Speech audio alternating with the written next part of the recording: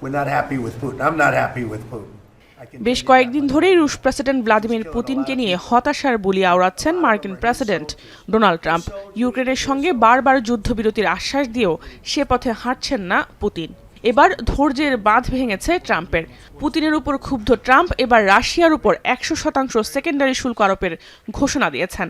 Russia যদি আগামী 50 দিনের মধ্যে ইউক্রেনের যুদ্ধ বন্ধ না করে তবে মস্কোর বিরুদ্ধে এই পদক্ষেপ নেবে ওয়াশিংটন।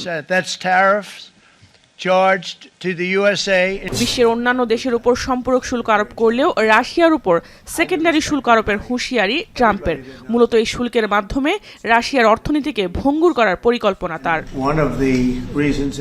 বিবিসির বিশ্লেষণে বলা হয়, ট্রাম্পের সেকেন্ডারি শুল্ক মূলত রাশিয়ার বাণিজ্য অংশীদারদের উপর পড়বে।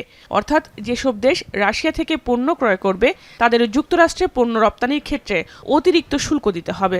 উদাহরণস্বরূপ বলা যায়, ভারত যদি রাশিয়া থেকে তেল ও গ্যাস আমদানি করে তবে যুক্তরাষ্ট্রে পোশাক রপ্তানির ক্ষেত্রে দেশটিকে 100% অতিরিক্ত কর দিতে হবে। এতে ক্ষতির মুখে পড়বে রাশিয়ার সঙ্গে বাণিজ্য অংশীদার দেশগুলো। Centre for research and energy and clean এয়ারের তথ্য মতে চীন, ভারত, তুরস্ক, ব্রাজিল ও ইউরোপীয় ইউনিয়নভুক্ত দেশগুলোই রাশিয়া থেকে সবচেয়ে বেশি তেল ও গ্যাস রপ্তানি করে।